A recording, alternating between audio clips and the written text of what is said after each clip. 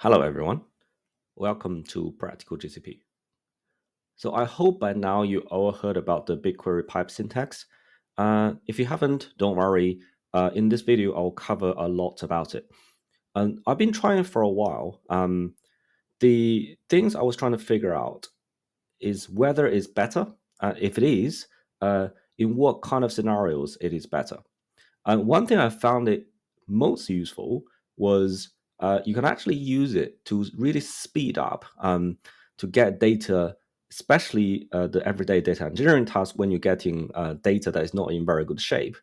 To actually do the data cleansing task, it can be quite problematic if you use the traditional syntax. So I'm going to show you why this can potentially be a lifesaver to really speed up uh, those tasks, and also some of the very cool stuff I want to show you on visualization. So what exactly is pipe syntax? So the way it works is always starts with a from table name statement. And instead of like traditionally you do a select query, you always start from the table name, which kind of makes sense because you want to start from the table, then you want to do a number of things with that table, right? So quite straightforward. And then what happens is you have this pipe syntax, which just looks like this. You can have one or multiple, and every single line is always valid. So it's followed by a keyword. So it can be, in this case, I gave a few examples like extend, set, where, window function, or select. So, and then it then is followed by expression to do a specific task. So for example, in this case, extend would just be if you want to add a new column, right? You want to use an expression, you want to add a new column. Set is basically if you want to replace a column with something else. So it's quite handy. And where is basically you want to filter by anything. So by combining all of these together, it gives you the output of the same as how you would traditionally do with SQL. So why is this good? Let's look at an example, right? So this is probably the worst case scenario. But if you look at this data set, right, I've generated this fake data, but basically representing a raw click stream. Let's say you made lots of changes, you have historical data, people changed conventions, and there was not really exactly good data type, just coming from a click stream data set, right? So here you've got session IDs, which follows the standard convention, but sometimes it's nulls. With user ID, it kind of follows standard convention. Then it goes into dummy user, which doesn't follow the standard convention. You have nulls in here as well. Date format, you've got a combination of actually three. You've got this one with the date, month, and year, and then here one's kind of flips with the dashes, and then this one that goes into year, month, and date. So, and obviously for the URL of the pages, you've got see some of these got question marks with more additional details. You probably don't want all of that stuff, depending on how you want to analyze the data. Again, the device type, you see lowercase, uppercase, mixture of lowercase and uppercase, or capitals, no values. So yeah, so typically if you a data engineer, this is obviously just one example, right? So if you have a lot of these and the data cleaning task, if you write SQL to do this, it can look pretty clunky. Right, so this is the traditional SQL syntax for this typical data cleansing task, right? So what you can see here is it's got about 46 lines, and then it has many cities combined together. It does a mixture of distinct on finding uniques. In here, you've got some gap filling, filtering, date conversions, but there's a number of things I don't really like. So first of all, uh, in data cleansing, you typically have to carry a lot of the columns from the previous cities to the next ones. So using select star is more convenient, but it's just always a boilerplate you have to do. And the other thing is, you see, if you want to just fill some gaps on existing columns, you don't necessarily want to always have a new column here. So in this case, if you just want to use user ID, there's not a very easy way to do it. You can do it with it like select accept, but it is quite clunky, right? And you can also see here is a mixture of gap filling and filtering. So although this is all in the context of cleaning stuff, but it's a combination of two different things. So it can be a little bit confusing. The next thing is obviously using CTEs has its benefit because it's quite clear on which section or exactly what you're doing. But then you end up with all of these brackets, the opening and closing, which is very difficult to read unless you format it almost perfectly, right? The other thing is obviously this is quite long, right? So you from the top to bottom, you talk about 46 lines. So this is the traditional SQL syntax for a data cleansing task. Right, next, this is what it looks like with the pipe syntax. You see, instead of having 47 lines, it's actually quite condensed, and now you only have 17 lines. But the thing I like the most about the pipe syntax in this scenario is you can easily read it, right? So you see, all of this pipe syntax, every single line is a valid pattern and it does something. So unlike the traditional syntax, which you have multiple lines and combining with something, this one, pretty much every pipe is doing something that is very very distinct, right? So here you start with unique, and then you don't have to do. So this is what's good about set, right? In this case, so all you have to do is to say your original session ID. Now I'm going to fill the gaps. So the session ID is like a replacement, but in reality, it's not actually a replacement because each line here, behind the scenes, is actually generating a new set of data. So you're always applying filters and then append new things on top. So it's not actually replacing what's already in there.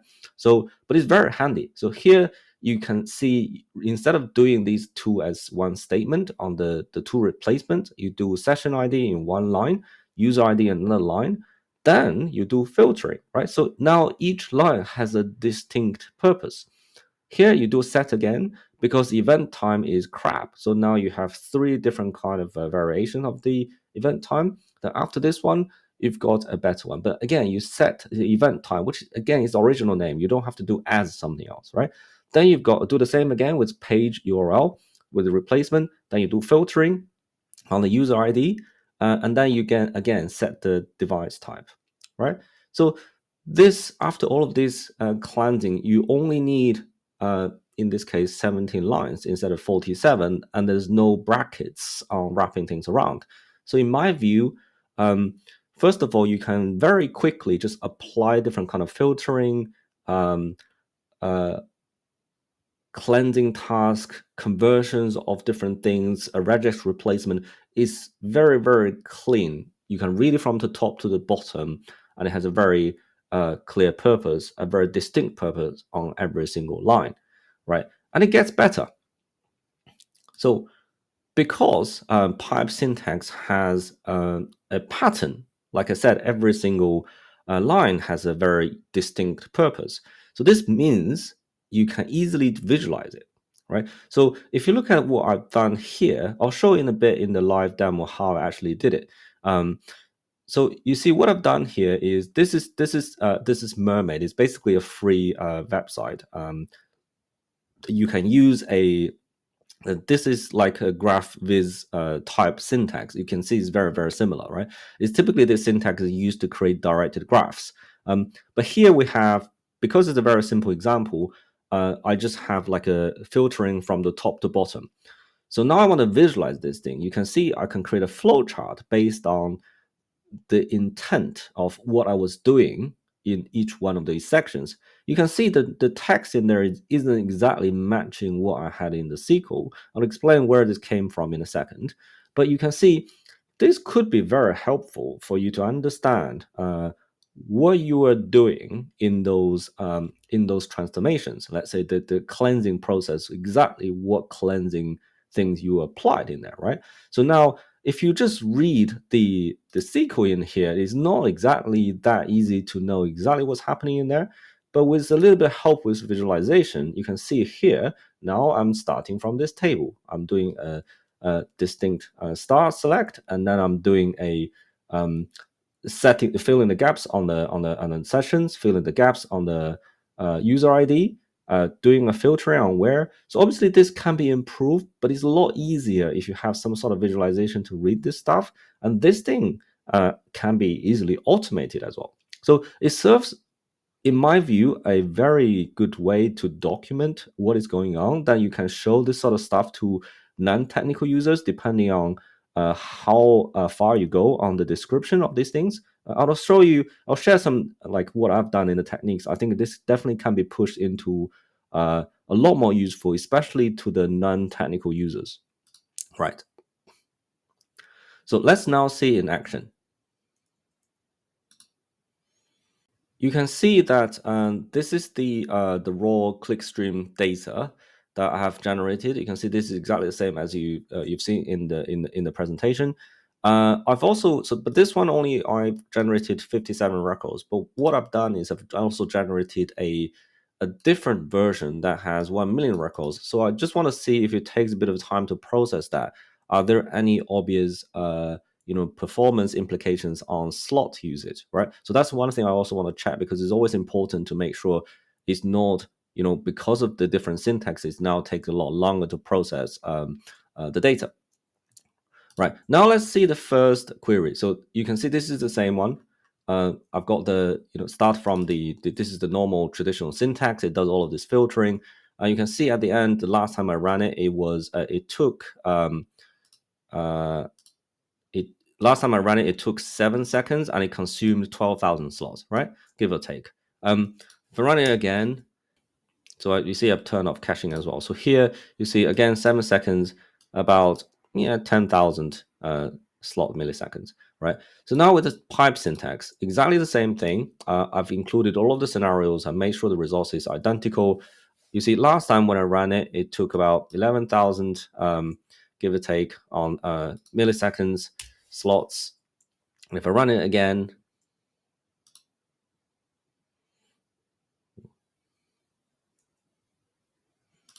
so now you can see it's 6 seconds and less than 10,000 slot milliseconds. So I've tried this for quite a few times, and I can't really see any performance differences on because slot milliseconds is the thing that you use to measure on how many slots it consumes, right? Whether you use it on demand or actual slots commitments or auto scaling, it is the same thing. So you want to evaluate just to make sure that it doesn't cost you a lot more. And one thing I noticed is quite interesting. You see here, I've got less steps. So it's 1, 2, 3, 4, like 6 different steps, right? But here I've got more steps, almost like I would say like 10, 11 steps. So what's interesting here is by adding additional additional lines in here, it doesn't seem to have any implication on the performance. I think it's just because at the end of the day, all of the queries, whether it's the traditional syntax or the pipe syntax, it all gets compiled into the execution engine to run it in the most efficient way, right? So that's probably what explains the very, very minor or no difference at all on the performance on slot usage. So now I want to show you how exactly I generated this, right? So, and instead of doing all this manually or write some sort of programming language to do this, I thought maybe this is a good use case of large language models. So what I've done is I've extracted all of the flowchart documentation for Mermaid, and then I've also extracted all of the documentation on the query pipe syntax. So I thought if I'm lucky, you will be able to understand to translate my query here based on the understanding of the pipe syntax documentation, using the flowchart documentation to then convert it into the graph v's type configuration like this. Then it's going to generate the diagram for me. It didn't do too badly, but it needed a little bit of help. So what I've done in here is I've used the Gemini 1.5 Pro model with a bit of a prompt, right? So initially, obviously, it was just feeding in all of the documentation. Then you can see what it's got confused a little bit about is this graph TD syntax, because I don't know where this came from, because the documentation was saying this is a flowchart TD, right? I think it was, but it didn't take that long to correct it. So all I've done is to basically give it a bit of a correction, and then I was basically saying where graph TD came from, And then I was like, look, I thought it was flowchart TD, and then it actually gave me the correct version. And this actually works, right? So all I did was copy and paste that into this configuration file, and it generated this for me. So my point here being that it's actually not that hard for you to combine um, the prompt and the documentation, and then it will automatically generate some sort of flowchart for you. Obviously, the more efficient way, maybe you can, you can, if you want to be more accurate on exactly what kind of SQL it does, you can extract the patterns, based on the keyword and what it's actually doing in there. You can actually make it look a bit better. But I think this is not bad, at least for a first step, to give you a good understanding of what the flow is in the data cleansing process, right?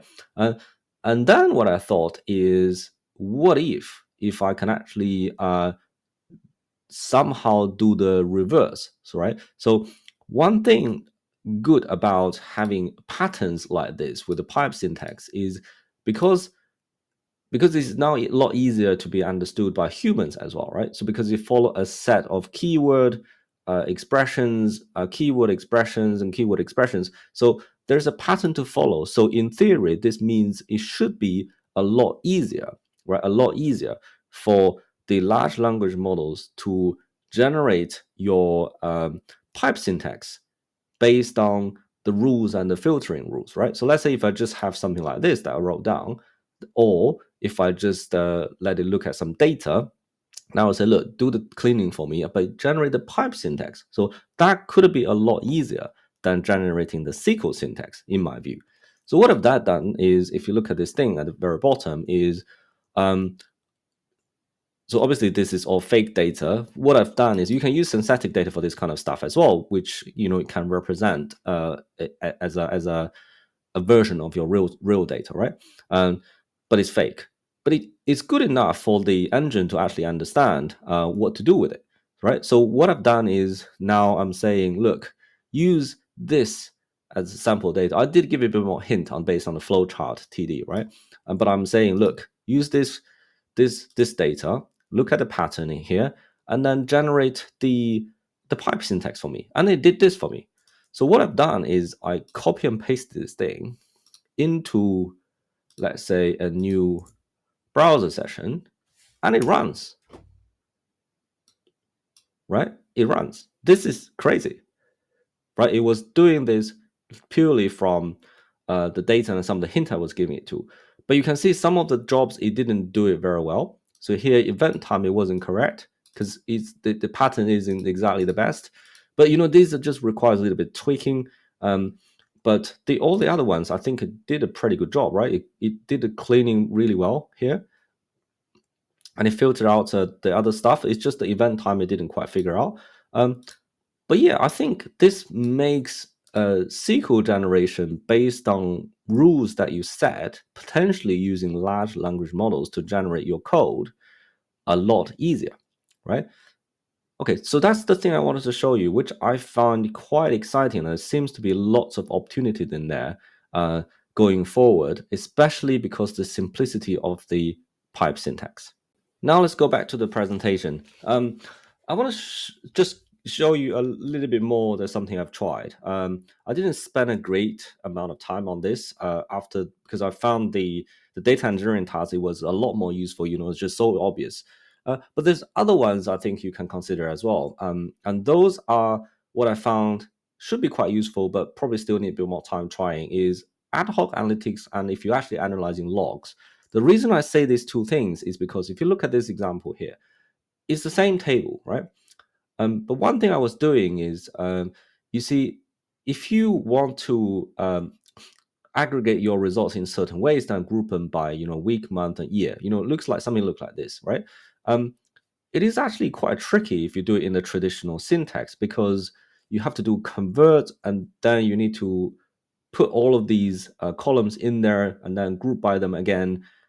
But you see, what's interesting in here is, and one of the key things I really like with pipe syntax is this extend keyword, because what it allows you to do is, let's say you added one column a week, and then you realize you need month as well, and then you realize you need year, or then you realize you needed something like activity segment, right? So you can just keep adding it. You don't have to keep each line very long, right? But what you can do is keep adding more things into it, right? And then once you've got it, in this case, you've got the three of them, then you can do aggregate. This is something I didn't cover in the other one, but in terms of aggregation, you have like a shortcut syntax, which means you don't have to do any select, right? You see here you're grouping by 4 columns, and then you are then counting on these 2. So it automatically infers that you want to group these 4 and select these 4, and then do the 2 aggregations in here, right? So it's the same in here as well. You see, then here I'm grouping again by year, month, week, and active plus activity segment, and then I have the 3 counts in here, right? So this one, you see, I'm not repeating the 4 columns in here for group by, so making this a lot easier to read. Now you have the different extend sections, aggregation sections, and you have extend again, right? This is useful because you don't need a CTE here. You've done aggregation here, right? You added something else.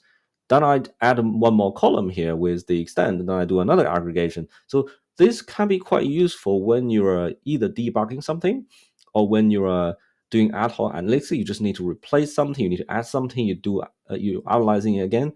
It just feels to me it flows a lot better than the traditional SQL. And obviously you have other keywords like order by, you can just do it at the end, right? But you don't have to do order by A, B, and C and D, right? You can do order by and order by and order by, order by again. So again, it just flows better, I found. And then that means you don't have to keep going backwards and modify your existing queries. And that's just how I feel about this. Now let's summarize. So I went through the first of all, the I think it's really, really good because of the shorter pattern-based pipe syntax. It makes iterations of data cleansing tasks a lot quicker and a lot easier. The visualization part, I think, is a very big thing because now, because you have very consistent patterns, it means it's much easier to convert those patterns into visualization. And then one of the biggest issues with SQL in the traditional way is when it gets complicated, you have no idea what it's doing, right? But if you have the help of visualization, especially on some of the areas where you do data cleansing or you do aggregations, it can actually help you to understand what sort of logics in the different parts and different components, and helped you to understand the logic in those complex building blocks, right? That's visualization. And you also saw what I did or what I experimented with the large language models code generation with Gemini. So I didn't spend much time on this at all, but I can see that based on just a little bit more hint, right, on the prompt, you can actually use the large language models to generate things both ways, either to generate the visualization to convert between the two languages, or you can use it to generate code based on looking at synthetic data, and then to ask it to detect patterns, and then it's going to apply these things for you. It's not 100% perfect, but it got like 80% right in the first go. So that's not bad at all. Now, I've also showed you the performance implications on before and after, and I believe because everything gets compiled, whatever the syntax, into the BigQuery engine to run the SQL in native mode, whatever that is. So it doesn't really make sense to have a performance difference, and I've tested that out, and there isn't, and not something I can see. There are also some things I want to just keep in mind about this thing, right? So I don't think it's a big issue, but I still want to mention it. One is locking in. SQL, especially with BigQuery, ANSI compliant SQL is a standard SQL. If you need to convert from one database engine to another database engine, the SQL is SQL, right? There are still variations, but it's very, very close to the open standard. However, with pipe syntax, it is Google's standard, right? It's not necessarily a bad thing because it helps you, especially with the quick iteration, visualization, all of the other things, benefits come come with it. But you still want to just keep in mind and then say, what if, right? What if one day this thing doesn't work anymore? I want to move away from it. So you're gonna have to think about what that means to you when using pipe syntax. The reason I said it's not too bad is because, again, like I said, it has a pattern.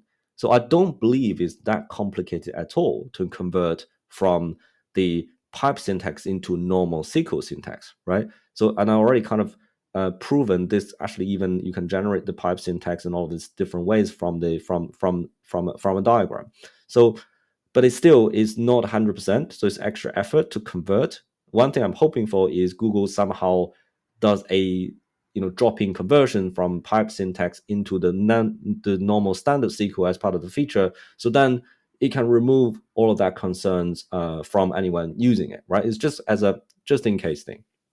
The one last thing is one thing I'm hoping for is I don't know if anyone listening to me have used Apache Beam. Apache Beam has a similar kind of pipe syntax to describe the different things that you apply in a streams of data, right? So you apply a function, very similar stuff. And one thing Apache Beam can do is to assign a name for each function you apply to, right? So here right now you have operator and you have expression. But one thing I thought it would be nice is start with a name, like optional, right? You can always, it's same for Beam, you can have an optional name, just a description of what it does, and then that line is actually what it's doing. It's nice, but I'm thinking like, what if what if you have that the documentation is getting out of date? So I'm not entirely sure, but I just feel like if Beam supports it and there's similar kind of syntax, I think if you have that option, it can make the visualization part a lot easier because it just basically serves as your documentation as part of your code, which can be quite nice. Okay, I think that's everything I have today. This is quite interesting. So I don't know if you've tried it already, but if you haven't, try it out, especially I think for data cleansing or for things that you need to just apply something 1, 2, 3, 4 from the top to bottom. This can be a lot easier way to write, to visualize, generate documentation, all of this stuff. So, and it doesn't have any performance and cost implications. So yeah, let me know what you think.